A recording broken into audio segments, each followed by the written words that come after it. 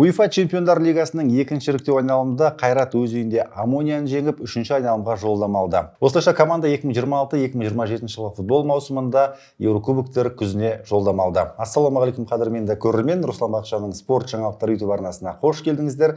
Бізде жаңа шығарылым, талқылайтын тақырыбымыз футбол. Ендеше бүгін бізде қонақта менің әріптесім, соққы және голдың тұрақты резиденті, сарапшы Бексұлтан Кеулімқос. Бексұлтан, студиямызда көргеніме қуаныштымын. Қош көрдік жеңістігінде. Жеңіс құтты болсын. Қайрат командасы расында өте бір эмоцияға толы керемет матч өткізді.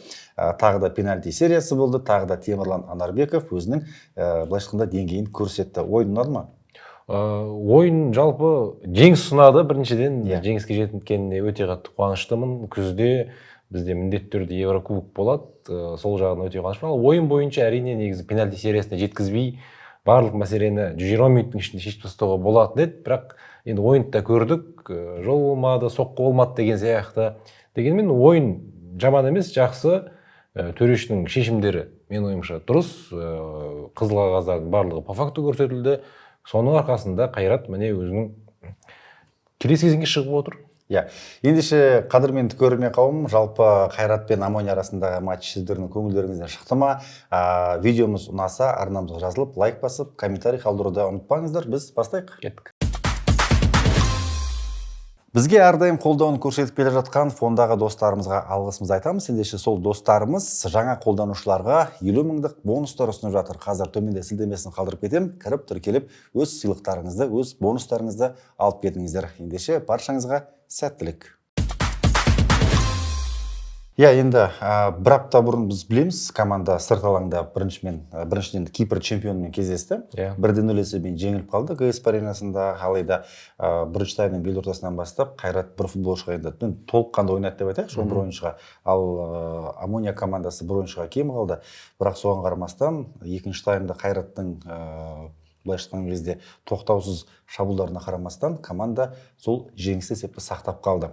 Ал енді араға апта салып, Қайрат өз үйінде бүкіл мәселені жаңа өзің айтқандай негізгі уақытта шешіп тастауы керек еді. Оның үстіне бірінші таймда тағы да қызыл қағаз болды. Бұл жақта біз жақыннан көрдік. Мен режиссердің жанында отырдым матч барысында. Бұл жерде тәртіп бұзылды. Сонымен қатар бұл жерде ойыншы төрешіге қатысты бір артық бір нәрсе айтып қойған болған сияқты. Қызыл қағаздан айтқан шығар. Сол кезде бірден қызыл қағаз деп артық кетті. Сөйтіп Қайрат командасы басымдыққа ие болды. Бірақ Қайратқа не болды? Қайрат командасы көп әулете доптарды асырып жатты. Қақпаға соққыларды жерлетіп кетті. Бірақ ол жақтан автобус қойып бастады ғой. Дегенмен де неге біздің команда, енді халықтың командасы деп айтайықшы, Қайрат негізгі уақытта жеңе алмады? 37 соққы болды. Оның ішінде 11 қақпаға тура соққы. Бұл жерде әрине бірінші кезекте қақпашының ерлігі, Амония қақпашысы 2-3 мәрте кәдімгідей гол болатын Фабиано деген қақпашы 100% гол соғатын сәттер болды Қайратта. Бір 2-3 болды. Соны қақпашы қайтарды, бір мәрте сол қақпа бағаны жалпы Амонияны құтқарды. Қайрат гол соға алмады. Ал қалған сәттерді негізі соққының бір сапасы, соққының күші, дәлдігі жетпей жатты. Қақпашыға немесе бір соққы өте жай, жерлете деп отырсыз ғой, сөйтіп сондай соққылар болды. Енді әуелете асыра, не үшін әуелете асыра берді десеңіз, ол әрине бапкердің тікелей сол нұсқаулығы болды деп ойлаймын. Бірінші гол сол әуелете Эдинсонға пас бергеннен кейін соғылған болатын, сол енді жұмыс істеді деп, әрі қарай сондай тактикада, сондай форматта шабуылдай берді, бірақ енді ондай шабуылдан әрине бұлай нәтиже шығару өте қиын. Оған енді сәттілік те керек. Сонымен қоса қорғаушылар ондай пастарға үнемі дайын болды. Біздің шабуылшыларға ешқандай бір емін-еркін соққы жасауға мүмкіндік берген жоқ. Бірақ дегенмен басқа амал таппады. Бізге енді сол дриблингте өтіп матч тағдырын шешетін, мысалы Юкколаға сенетін едік. Юкколаның өзі менің ойымша бүгінгі кездесуде өз деңгейін көрсете алған жоқ. Өте белсенді болды бұрынғыдай, жүгірді, допты сұрады, пасты берді. Дегенмен шешуші сәтте бір соңғы паста, соңғы соққыда біздің сол вингерлер матч тағдырын шеше алған жоқ. Ол 26 минутта Какулис алаңнан қуылады жаңағы. Бірден өзгеріс болады. Левкургин, Дамир Қасаболат алаңнан кетті. Мәжбүрлі түрде бұл жерде тактикалық өзгеріс болды ғой. Әрине. Алдын ала оны баспасөз мәслихатында Рафаэль Оразбақтың бұл турасында біз бұндайды ойлаған жоқпыз деді. Аяқ асты осындай шешім шығардық. Шабуылды күшейту керек болды деді. Нәтижесінде алаңға Исмаил Бекболат шықты, Эдмилсон шықты. Сөйтіп былайша айтқан кезде шабуылды одан сайын күшейтті. Негізі өте уақытылы ауысым деп ойлаймын. Негізі ондай күтіп отырудың қажеті жоқ. Қызыл қағаз көрдік, 10 минут бойы Қайрат сол ауысым болған жоқ. 10 минут қызыл қағаздан кейін, содан кейін барып, міне осындай реакция болды. Өте дұрыс шешім деп ойлаймын. Эдмилсон енді міндетті түрде шығу керек болды. Уақытылы шықты деп ойлаймын. Және жалпы қызыл қағазға дейін де негізі Қайрат өте жақсы ойнады деп есептеймін. Қайрат сырт алаңда, өз алаңында, осы әсіресе Еврокубокте екі түрлі ойнайды. Біз осы өткен жылғы Чемпиондар лигасынан шыққан маусымды еске алатын болсақ, сырт алаңда бір тең нәтиже немесе бір 1-0 есебімен жеңіліп, сондай бір нәтижемен келіп, өз алаңында Купсты білеміз, басқа қарсыластарды, Олимпияны білеміз, солардан жеңіліп келіп, өз алаңында кәдімгідей күш қосып, мықты ойнап кетеді. Бұл жерде енді қызыл қағаз болса да болмаса да деген әңгімеге келтіріп отырмын. Қызыл қағаз болмаса да мен ойымша Қайраттың мүмкіндіктері өте жоғары болды. Матчты өте мықты бастады, керемет шабуылдарды ұйымдастырды. Дегенмен қызыл қағаз бұл жерде мұқият ойнау керек. Қазір білеміз енді тіке аяқ дейміз, сол прямыми шипами дейді ғой, кәдімгідей өте қауіпті келді. Бұл жерде жарақат алу қаупі өте жоғары. Бұндай сәттерде сол себепті қазір біз білеміз, 100% қызыл қағаз берілетін сәт. Сондай сәт болды. Бірінші кездесуде тура сондай жағдай. Негізі ол тікелей қарсыластың енді мұқиятсыздығынан келіп жатқан жайт. Енді 26 минуттан қызыл қағаз болды, сосын барып 37 минутта біз гол соғып, кәдімгідей әрі қарай емін-еркін алда шамамен 50 минуттай бар деп емін-еркін ойнау керек болды. Емін-еркін сөйтіп ойнап келіп, бірақ бәрібір де бір голға жеткізе алған жоқпыз. Дегенмен екінші тайм бойы тек Қайрат шабуылдады. Амония алда бір шабуылшыны шарп қойды, бір шабуылшы сол біздің қорғаушыларға бір қауіп төндіру үшін, бәрібір де мына ойында жүру үшін, бір жерден яқты Амонияның шабуылшы бар, сондықтан біз естен шығармауымыз керек деп сөйтіп алда бір ойыншы жүрді, бірақ ол да ешқандай бір тырысса да нәтиже шығарылмады. Амонияның шабуылшысы Қайрат тек шабуылды, екінші тайм бойы шабуылдан шабуыл, гол кіреді-ау деп отырған кезде бір гол болған жоқ. Қауіпті шабуылдар болды, 90 минут бойы қысты, дегенмен нәтиже жоқ. Бұл жерде енді вингерлердің сәл ойыны жүрмеген деп білемін мен. Қайрат командасының ойынын көріп отырып, осы қарымта матчтағы біз бірінші матчта білеміз, бір ойыншыға кем қалған кезде Қайрат сол мүмкіндіктерін қолданамады. Енді қанша шабуылдаған менде гол жоқ, яғни ұтылып қалды бірінші матчта. Екінші ойында да негізі 90 минутқа дейін екінші гол салып кетуге болатын еді. Әсіресе екінші таймда. Бұл жақта Фабианоның қақпашының енді ерекше атап өту керекпіз. Шеберлігі, әйтеуір алдына ұшқан доптың бәрін қайтарып жатты. Одан бөлек қорғаушылар жата жастан қорғанды ғой енді. Мұндай кезде ойнау өте қиын ғой, негізі автобус қойған командаға қарсы ойнаған. Өйткені кеңістік табу қиын, тебесін кәдімгі кері қайтады. Бірақ Қайрат жалпы биыл Чемпиондар лигасының жалпы кезеңде ойнауға дайын ба, мынандай құраммен, мынандай ойынмен? Негізі Мендонса жаман емес ойыншы деп ойлаймын. Сосын барып Юкколамен енді 2 фин ойыншыны алып келді. Маусым басында Гуаль бар. Жалпы былай жеке Қазақстан премьер-лигасы үшін өте мықты ойыншылар деп есептеймін. Қайрат кәдімгідей барлық қарсыластардан, Ордабасы болсын, Астана болсын, кәдімгі класс бойынша мықты болып тұр. Бірақ бәрібірде енді Офри Арат, Данглазер және әрине Дастан Сатпаевқа бұл ойыншылар жетпейді енді. Түсінікті жағдай. Мүмкін уақыт өте келер ашылар деген сияқты. Бірақ Дастан Сатпаевқа жету қиын. Бәрібір Дастан Сатпаевтың жоқтығы қатты көзге көрінді. Ар жақта кері қайтқан доптарға бірінші жетіп, жылдамдықпен жүгіріп барып соққышсап гол соғатын сәттер біраз болды. Сатпаев болғанда мен ойымша міндетті түрде оның бәрін нәтижеге айналдыратын еді. Дегенмен ол жоқ. Шабуылды Эдмилсон арқылы ойнадық, бірақ бәрібір де бір голмен Эдмилсон шектелді, басқа одан мүмкіндіктер туымады. Негізі екінші раунд раундтан өтетіндей ақ құрам, бірақ үшінші раундта өте қиын болды. Дегенмен былтырғы маусымда қараймыз да, негізі. Барлық құрамаларда негізі былай паймена, трансфер құны бойынша да, басқа тәжірибе бойынша да біздер төмен тұрдық. Слованнан да, Селтиктен де. Бұл жерде де тура сондай, мысалы келесі қарсыласымыз болгариялық Левски, сол кезіндегі бір Слованнан да былай негізі сәл әлсіздеу команда, былай қарап тұрсаң жай. Сол себепті негізі өтуге болады, былай қарап тұрсаң. Дайын деп те айта аламын, қарсыластармен салыстыра отырып. Ал былтырғы Қайратпен салыстырсақ сәл әлсіздеу.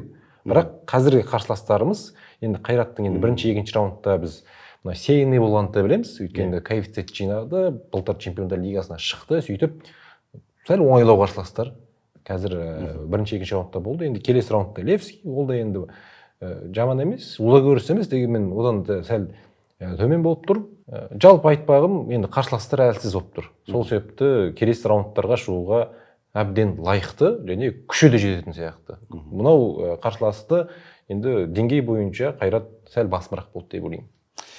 Левски командасы жаңа ғана Қайрат пен Амония арасындағы матчтан кейін Университатия Крайова деген командамен кездесті. Румынияның қарымта матч 2-2 есебімен аяқталды. Бірінші ойын 1-0 болған Левскидің үйінде, сондықтан да Левски Қайраттың келесі қарсыласы. Енді әпкеме жездем сай деген келтіріп тұрсың шамамен. Өткен жылы Қайрат сәл мықтырақ болды, сәйкесінше қарсыластары да мықты болды. Ал биыл Қайрат коэффициенттердің жоғары болуына байланысты сәл әлсіздеу қарсыластармен ойнап жатыр. Демек, біздің шамамыз келеді. Яғни Қайрат Левски арасындағы матчта Қайрат кішкене фаворит деп айтып отырсың. Оның үстінде бірінші матч Болгарияда болады.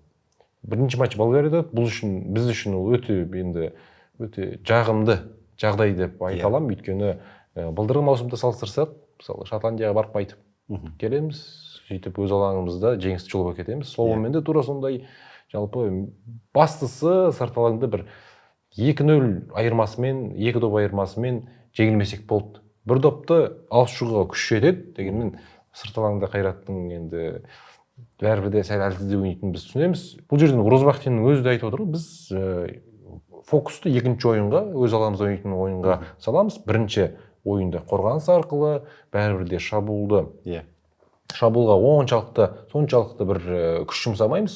Қорғаныста бастысы гол өткізбейік деп нұсқаулықтармен шығамыз. Ал өз алаңымызда орталық стадионда барымызды саламыз деп енді айтқан болатын. Былтырда тура солай өтіп келді. Биыл да қазір мынау екінші ойынды өз алаңымызда өткізетініміз ол өте жақсы жаңалық деп ойлаймын. Енді дұрыс болды. Қарымта матч Алматыда болмайды. Түркістанда болатындығы белгілі. 11 тамыз күні Түркістан аренада 7000-дік стадионда Қайрат пен Левски арасындағы матч болады.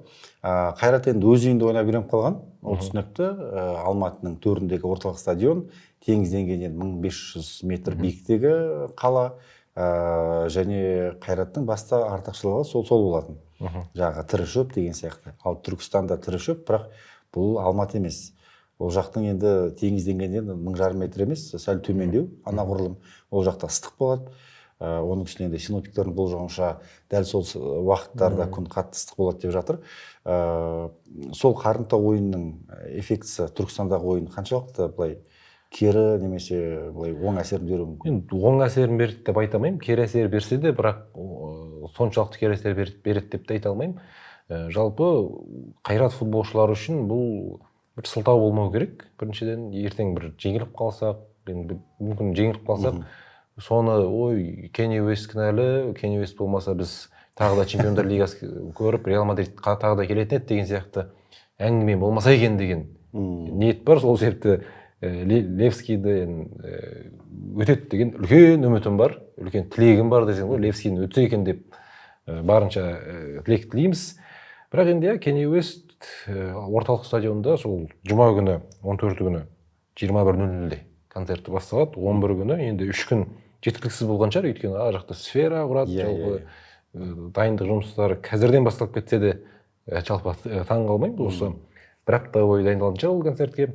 Жалпы Түркістанда болады, бастысы сол өз алаңымызда Қазақстанда жанкүйерлер болады, қолдау енді міндетті түрде болады деп есептеймін. Түркістанда футбол тойы, Чемпиондар лигасы десек те болады. Түркістандықтар үшін де қуаныштымын. Қайрат Левски Чемпиондар лигасын көреді. негізі қатты әсер етпеу керек менің ойымша, қатты әсер етпейді деген ниеттемін. Иә, матчтан кейін баспасөз мәслихатында Рафаэль Оразбақсин былай деді, қарымта ойын Түркістан қаласында өтеді, ол енді киелі қала екендігі түсінікті, және мүмкін осылай өткен жылғыдай біз жалпы кезең өтіп қалармыз, бәлкім осылай тағдыр бізді Түркістанға жайдан жай алып бармаған шығар, оның да бір қайыры бар дегенде келтірді, орыс тілінде айтты. Сондықтан да бір позитивпен қабылдаған сияқты. Қазір енді ең бастысы команда келесі айналымға жолдама алды, және минимум былайша айтқанда жоспарды орындады ғой. Енді конференция лигасы жоқ дегенде болады. Қайрат конференция лигасында ойнайды, 6 матч өткізеді, 6 команда ғой ол жақта. Сондықтан да Қайрат сол жоспарды орындап бастады. Ал әрине өткен жылғы нәтижені көріп қалғаннан кейін, сезініп қалғаннан кейін чемпиондар лигасын жалпы кезеңде ойнағымыз келеді ғой. Әрине, әсіресе мынау дүйсенбі күні жере бересің болады. Осы чемпиондар лигасы соңғы плей-офф кезеңінде біз жеңсек қарсыласымыз кім болады деген. Вот сол кезде кәдімгі чемпиондар лигасы көрініп тұр деп сол кезде айтатын сияқтымыз. Әзірге енді Левский жалпы аса қатты орыншты, бір Слован сияқты қиын қарсылас деп айта алмаймын. Болгарияның чемпиондары енді Лудогорец көз ашқалы бері жалпы ес білгелі Лудогорец чемпион болып келе жатты Болгарияда. Енді Левский осы аяқ асты былтыр чемпион болғаннан кейін бұлардың да былай ұзақ уақыттан кейінгі оралуы десек те болады. Және ойнауға болады. Олардың да тәжірибесі аса қатты көп емес Еврокубоктерде. Сол себепті Қайратқа жалпы сенім мол. Иә, Бексұлтан көп-көп рахмет. Енді Қайрат бүгінгі ойында лайықты түрде жеңіске жетті. Оның үстіне 122-ші минутта тағы бір қызыл қағаз болды. Қонақтарды ол кезде екінші сары қағаз болып бар жақта жеп тастауға болатын еді ғой, былайша айтқан кезде, яғни 120-ші минутқа дейін, пенальтиге дейін ақ. Уақыт созу болды жерде. Уақыт созу болды енді. Қайрат үш ақ шабуыл ұйымдастыру керек еді, 10 минутта. Ғой енді, енді Амония ол алаңдағы 8 ойыншымен қалыпты, амал жоқ, одан сайын қақпаның ішіне кіріп кетті ғой. Бірақ бізде енді бәрібір аутсайдер екінші нөмірмен ойнайтын клуб Қайрат. Әсіресе Еврокубоктерде бәрібір де былай доминациямен бірінші нөмірмен ойнап әлі үйренбеген, тәжірибесі аз. Әсіресе жалпы кезеңде де барлық матчта жалпы екінші нөмір болып, қорғаныс арқылы қарымта шабуылдарға жүгіріп шығып кетіп сөйтіп қана жүрдік. Сол себептен тәжірибе жоқ бірінші нөмір ойнаудан. Сол қиын болды сол үшін. Одан кейін негізі қымбат ойыншыларды әкелу керек қой чемпиондар лигасында ойнау үшін. Чемпиондар лигасынан жетіп, бәрінен қарсыласын бәрінен жеңіліп көрдік қой өткен жылы. Көрдік, ешкім сынаған жоқ, ешкім қысқан жоқ. Енді ақырындап нәтиже күтетінде уақыт келеді енді. Шынымен де дұрыс айтасыз, өйткені енді Қайрат чемпиондар лигасына шыққаннан кейін бір вау, топ трансфер күттік. Еврокубокте топ 5 чемпионатта бір өзін көрсеткен, кәдімгі деңгейі мықты ойыншыларды күттік. Бірақ маған да шүкір, Юккола, Оксенен, Гуаль, олар да жаман деп айтамайын. Африко деген бар. Мен Донза деген келді, Португалия чемпионатынан 10 ойын көрдім. Жалпы жаман емес, былай атмосферу не портить дейді ғой. Жоржиньоның жоқтығы да білінеді, бірақ амал жоқ. Жоржиньо маусым соңына дейін қателеспесем алаңға шықты. Өткенде ордабасымен матчта жарақат алып қалды. Барымен базар ойнап жатыр енді. Қазір трансфер жабық екен Қазақстанда. Тамыз айында қайтадан ашылады, сол кезде 1-2 ойыншыны алып қалуға болады. Бұл турасында Оразбақсин тағы да айтты. Қазір бұған жауапты мамандар жұмыс істеп жатыр. Алдағы уақытта енді жаңа ойыншылар болып қалуы мүмкін деген сияқты. Расында команданы күшейту керек. Чемпиондар лигасын жалпы кезеңде ойнау үшін, жалпы Еврокубоктердің кез келген кезеңде ойнау үшін мықты құрам болу керек, қадірмен көрермен қауым. Оның үстіне енді Қазақстан намысын қазір қорғап жатқан Тобыл мен Қайрат қана. Ал Тобыл ертең ойнайды, түсінікті Паневежес командасымен. Өткен күннің өзінде енді әлі өтетін әлі кезеңдер қарсыластар көп. Ал Қайрат командасында енді расында Еврокубоктердің жалпы кезеңіне шыққандықтан команданы күшейту керек. Темірлан Анарбеков туралы аз кем бір комментарий болса. Енді Әлімжан Асқар матч жүргізіп отырып енді айтты ғой. Біз әрине Темірлан Анарбековке сенеміз, бірақ мына жақта 120 минуттың ішінде бір гол соға алайық деген сияқты. Сенім тура сондай эмоцияда болды. Жалпы Темірлан бар ғой деген сияқты. Пенальти сериясына жалғасып жатса, бәрібір сенімді болды. Екі керемет сейв, бірінші сейв өте қатты ұнады, алып шықты.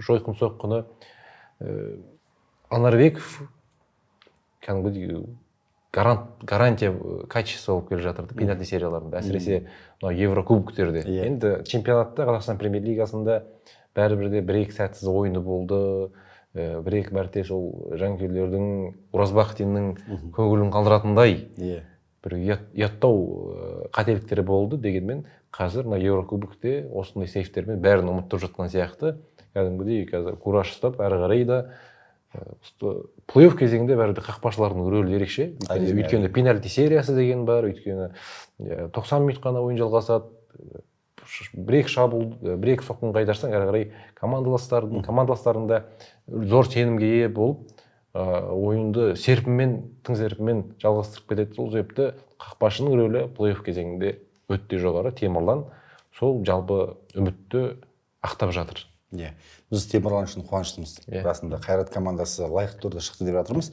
Енді еске салайық қадірменді көрермен, тамыздың 4 мен 5 аралығы 4 күн қателеспесем Қайрат сырт алаңда Левскиймен кездеседі, ал 11 тамызда Түркістан аренада Қайрат Левскийді өз үйінде қабылдайды. Түркістан жанкүйерлері үшін бұл керемет жаңалық болды. Одан бөлек Алматыдан келетін, Шымкенттен баратын, жан-жақтан баратын жанкүйерлер бар. Өйткені Еврокубок кезінде Қазақстанның барша жанкүйерлері біргетін нағыз сәті ғой.